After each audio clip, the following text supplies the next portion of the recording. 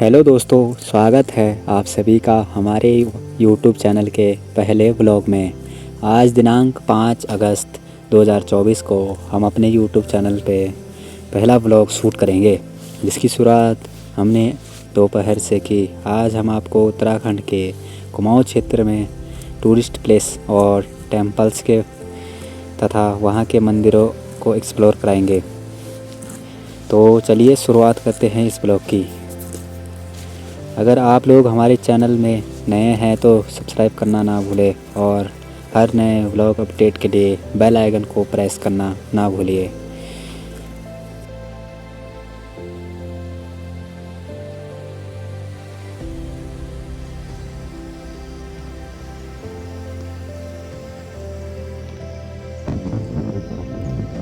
तो साथियों, अभी हम अपने सफ़र पे निकल चुके हैं। तो अभी हम ट्रैवल कर रहे हैं NH 144, इसको कि पहले NH 309 के नाम से जाना जाता था। अभी हम जिस रूट पे ट्रैवल कर रहे हैं उस रूट पे हमें सौंप खाल, किनगोड़ी खाल, तिगोली खाल, कोयली खाल, मरचुला, मोहान आदि तथा बीच में आपको जिम कार्बेट भी इसी रूट पे नज़र आने वाला है। तो साथियों, जो आप अभी लोग बस देख रहे हो वो गढ़वाल मोटर यूजर्स की 28 सीटर बस है। दोस्तों, यह बसें काफ़ी छोटी है क्योंकि पहाड़ों पे तंग मोड़ है, तो 28 सीटर जैसी छोटी बसें यहाँ पे आराम से चली जाती है। साथ ही इस रूट पे 35 और 37 सीटर बस भी चलती रहती है। तो दोस्तों, अभी ये जो आपको दिखाई दे रहे हैं सामने, यह पीछे धुमाकोट और नैनीडांड का क्षेत्र है। तो साथियों, अभी हम रामनगर बस स्टैंड यानी कि रामनगर डिपो में पहुंच चुके हैं। ये बस स्टैंड भी पिछले 2-3 सालों से बन रहा है, पर अभी तक नहीं बन पाया है क्योंकि उत्तराखंड के कर्मचारी ऐसे ही सोए रहते हैं। तो अभी हम यहाँ के लोगों को पूछेंगे कि नैनीताल और कैंची धाम कैसे जाए। तो यहाँ के लोगों ने बताया कि हल्द्वानी वाला रोड ख़राब है, तो आप लोग वाया रानीखेत रोड से जा सकते हो। तो अभी हम रात को यहीं स्टे करेंगे और फिर सुबह अपने गंतव्य के लिए निकल जाएंगे। तो हेलो दोस्तों, सुप्रभात आप सभी को। आज दिनांक 6 अगस्त को हम फिर अपने सफ़र पर निकल चुके थे। हम रामनगर से रानीखेत के लिए निकल चुके थे, जिसकी दूरी करीब 95 किलोमीटर है।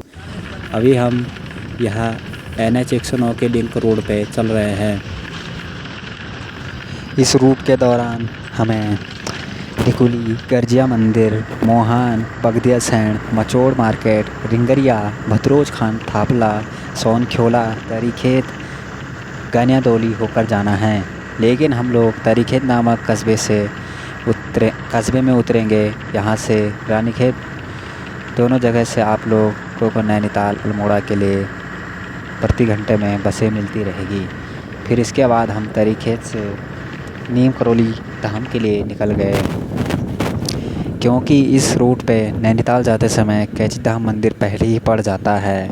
अब हम NH 109 के लिंक रोड, जो कि तरीखेत से खैरना तक जुड़ी है, इस रूट पे आप लोग झूला देवी मंदिर के लिए भी आ जा सकते हैं, जो कुमाऊं का एक प्रसिद्ध मंदिर है। इस रूट पे हमें पांडे, कोटा, तुरिया, सुयाल, उपराड़ी, बजेना, जाला, डुंगरा, तुरिया जोशी, स्योन आदि गांव से अभी ये जो सामने आपको गांव दिख रहा है, इस गांव का नाम है डुंगरा, जो कि रानीखेत से जिसकी दूरी कम से कम 15 किलोमीटर दूर है। अभी हम उतर रहे हैं। भले ही हम 2 लेन सड़क पे चल रहे हैं, लेकिन सामने से वाहन बहुत ज़्यादा आ रहे हैं। ये सामने एक रोड जो यहाँ से भतरोज खान के लिए लिंक रोड है, आप इससे भतरोज खान के लिए भी जा सकते हो।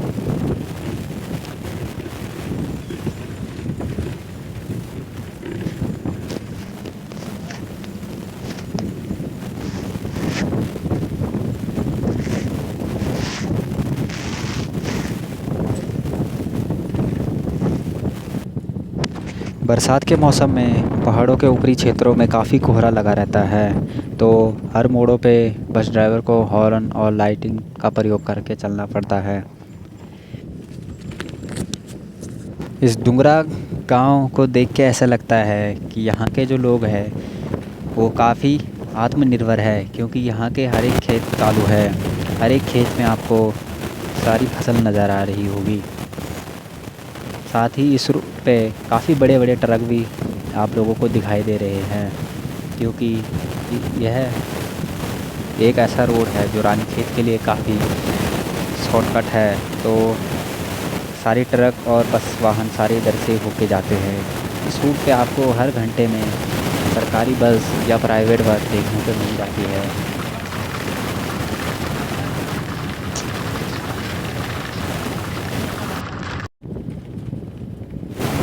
ये नीचे आप लोगों को जो सड़क दिखाई दे रही है, यह सड़क खैरना से थापला भतरोज खान के लिए दूसरी लिंक रोड है।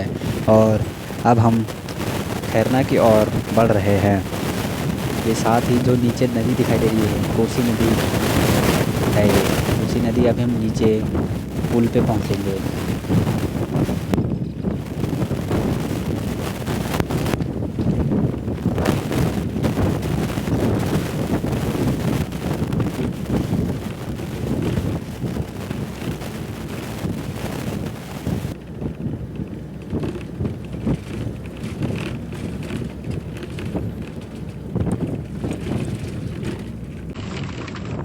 अभी हम कोसी नदी के निकट चल रहे हैं। आगे जाके हमें लेफ़्ट और राइट की ओर दो सड़क मिल जाएगी। हमें राइट की ओर जाना है। लेफ़्ट की ओर अल्मोड़ा और पिथौरागढ़ धारचूला के लिए सड़क चली जाती है, और राइट की ओर नीम करोली बाबा के मंदिर, कैची धाम, भवाली, नैनीताल, हल्द्वानी जैसे शहरों के लिए सड़क चली जाती है। तो ये खैरना का मार्केट है, जहाँ पे सामने आपको लेफ़्ट और राइट के लिए सड़क दिखाई दे रही है। तो हम राइट की ओर चली जाएंगे। साथ ही यह खैरना मार्केट काफ़ी फेमस है। यह अल्मोड़ा और नैनीताल के बीच में पड़ता है। यहाँ से बाई और अल्मोड़ा, पिथौरागढ़, धारचूला, दाईं तरफ नैनीताल, भवाली, हल्द्वानी, जो कि मैंने पहले ही बता दिया है। इसके बाद हम NH 109 पे ट्रैवल कर रहे हैं। NH 109 जो कि काठगोदाम से बागेश्वर जाता है। पहले इसे NH 87 के नाम से जाना जाता था। तो फाइनली हम कैची धाम बाबा नीम करोली के मंदिर में पहुंच चुके थे। उसके बाद हमने यहाँ पे माथा टेका, और उसके बाद सबसे पहले फिर हमने जाके किया नाश्ता, क्योंकि हम सुबह खाली पेट सफ़र पे निकल चुके थे।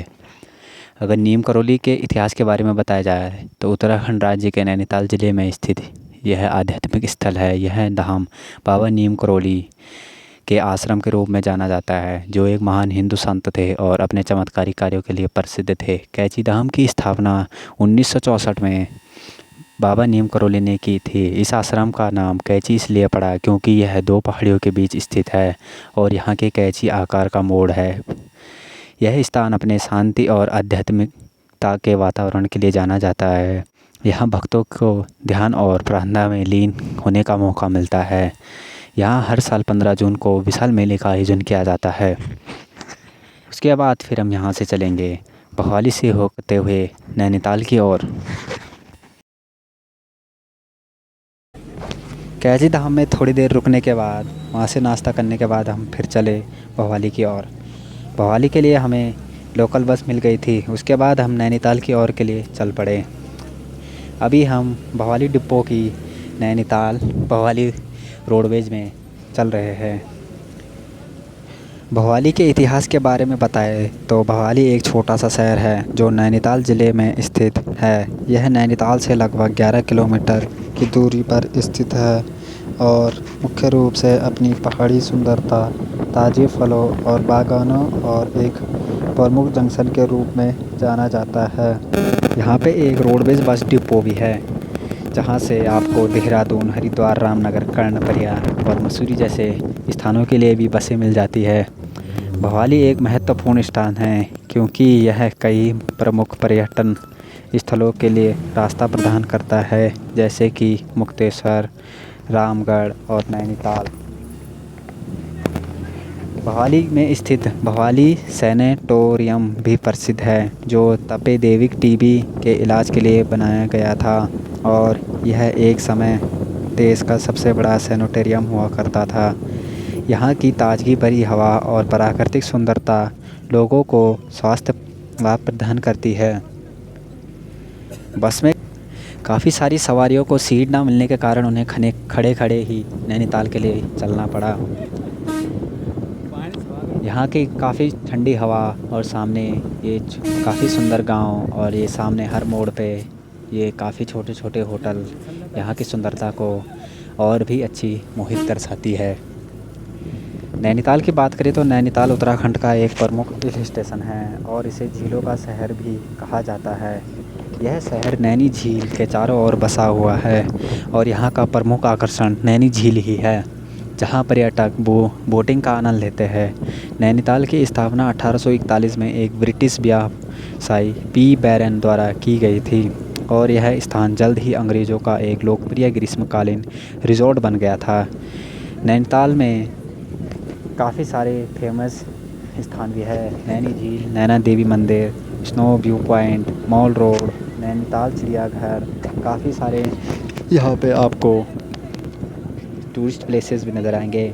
नैनीताल अपनी प्राकृतिक सुंदरता, शांतिपूर्ण वातावरण और विभिन्न पर्यटन स्थलों के लिए भी प्रसिद्ध है, जो इसे एक आदर्श अवकाश गंतव्य बनाता है। भवाली और नैनीताल राष्ट्रीय राजमार्ग 109 यानी कि NH 109 पर स्थित है। NH 109 जो कि हल्द्वानी, अल्मोड़ा और कर्णप्रयाग, रानीखेत आदि शहरों से होकर गुजरता है। तो अभी हम नैनीताल और भवाली रूट पे चल रहे हैं।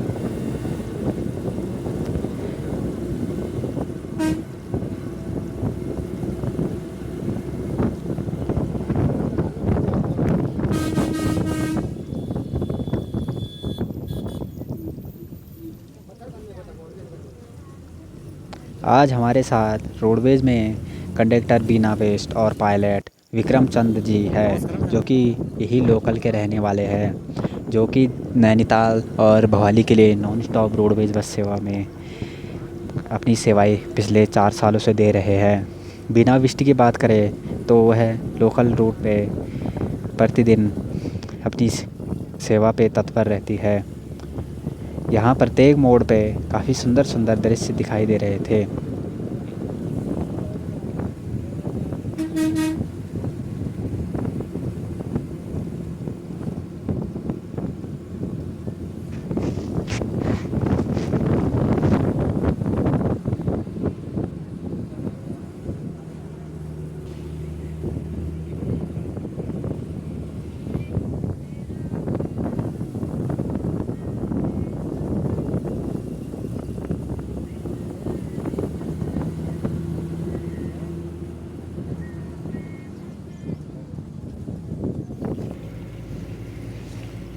हमारे ड्राइवर विक्रम चंद जी काफ़ी एक्सपीरियंस ड्राइवर है, जो कि काफ़ी तेज़ी से गाड़ी को चला रहे थे। उसके बाद फिर यहाँ पे किसी ने मेरे को बोला कि वीडियो शूट करो, तो मैंने यहाँ पे कुछ फ़न करते हुए वीडियो शूट कर दिया।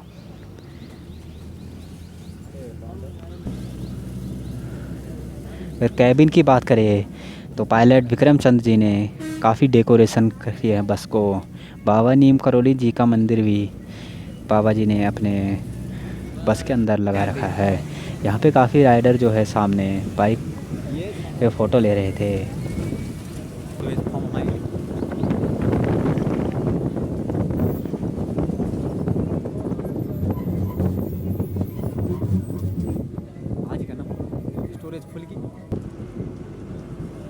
यहाँ से नैनीताल की दूरी 13 किलोमीटर और कालाडूंगी 39 किलोमीटर दिखा रहा था।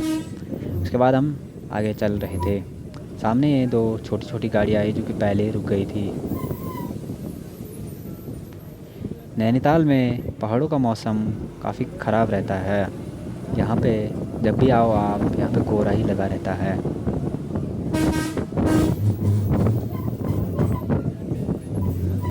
फिर हम जो है कैबिन में आ चुके थे। फिर हमने कैबिन में जो है बस राइड का मज़ा लिया। तो आप देख सकते हैं पायलट विक्रम चंद जी ने काफ़ी सुंदर और काफ़ी शानदार, काफ़ी जो है अच्छी तरीके से बस को सजा रखा है।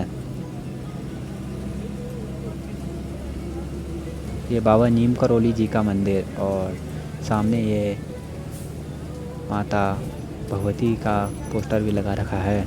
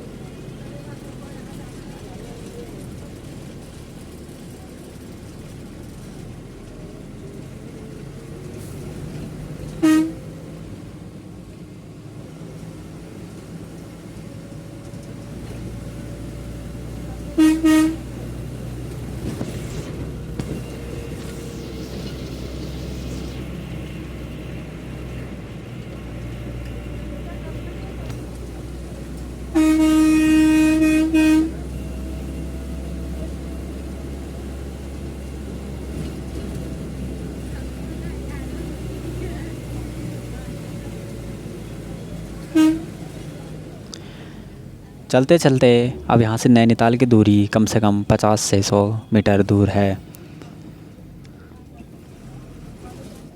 यहाँ पे काफ़ी सकरी सड़क है, तो यहाँ पे एक टाइम में एक ही वाहन को आने जाने की वो है जगह। तो फाइनली हम नैनीताल के बस स्टैंड में पहुँच चुके थे। यहाँ पे काफ़ी सारी रोडवेज़ की बसें खड़ी हुई है जो कि अपनी डेस्टिनेशन के लिए तैयार है। हल्द्वानी, रुद्रपुर, टनकपुर और काठगोदाम जैसे काफ़ी डिब्बों की गाड़ी यहाँ पे खड़ी है। फिर इसके बाद पायलट विक्रम चंद्र जी ने गाड़ी को अपने काउंटर पे लगा दिया। फिर हमारी गाड़ी यहाँ से भवाली के लिए 15 मिनट बाद निकल जाएगी और हम यहाँ नैनीताल में थोड़ी देर घूमेंगे। फिर उसके बाद हम रामनगर की ओर चले जाएंगे। यहाँ से रामनगर की दूरी करीब 65 किलोमीटर है। सामने आपको टनकपुर डिपो की 2 गाड़ियाँ दिखाई दे रही है।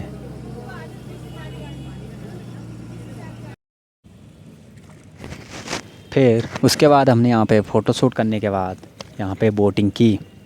बोटिंग करने में काफ़ी मज़ा आ गया क्योंकि आज ठंडा मौसम हो रखा था और बारिश के छोटी छोटी बूंदें भी लग रही थी। काफ़ी ठंडा मौसम हो रखा था नैनीताल में। यहाँ पे टेम्परेचर 17 से 18 डिग्री पे चल रहा है। फिर बोटिंग करने के बाद हम यहाँ बाहर आए मॉल रोड की तरफ और हम यहाँ से आगे की ओर सूखाताल की ओर चले जाएंगे। ये नैनीताल का खूबसूरत सा व्यू है। फिर नैनीताल में सफ़र करने के बाद हम सूखाताल में लंच करने के बाद फिर हम नैनीताल रामनगर की ओर आ गए। अभी हम काला डूंगर की ओर बढ़ रहे हैं। यहाँ से भी आपको नैनीताल से भी आपको काला डूंगी रामनगर के लिए प्रति घंटे में लोकल बसें मिल जाएगी। तो काला डूंगी पहुँचने के बाद अभी हम हल्द्वानी रामनगर रूट पे है। यहाँ पे हमें एक लोकल बस मिल गई थी जो कि रामनगर की ओर जा रही है, तो हम इसी में बैठ गए थे।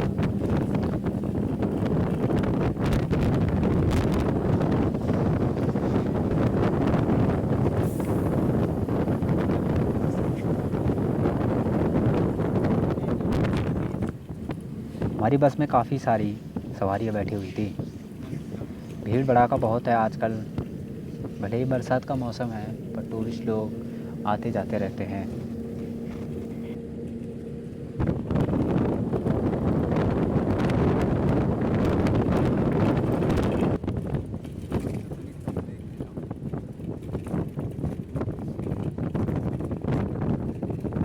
तो साथियों, अभी हम रामनगर थोड़ी देर में पहुंचने वाले हैं। आज हम रामनगर में ही रुकेंगे, यानी कि नाइट को यही स्टे करेंगे और अगले दिन सुबह अपने घर की ओर चले जाएंगे।